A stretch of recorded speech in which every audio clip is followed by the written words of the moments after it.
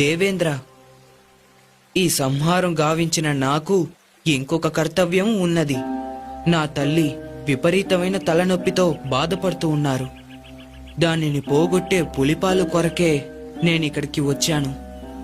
ఇది నా మీద ఎంతగానో ప్రేమ కలిగిన నాకు 2 కళ్ళ వంటి తల్లిదండ్రులకు నేను చెయ్యవలసిన కర్తవ్యం.